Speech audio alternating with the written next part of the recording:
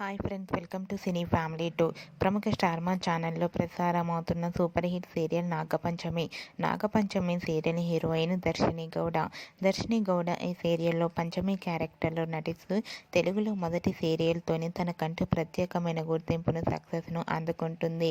దర్శిని గౌడ తనకు సంబంధించిన ప్రతి అప్డేట్స్ని ఎప్పటికప్పుడు షేర్ చేస్తూ ఉంటుంది.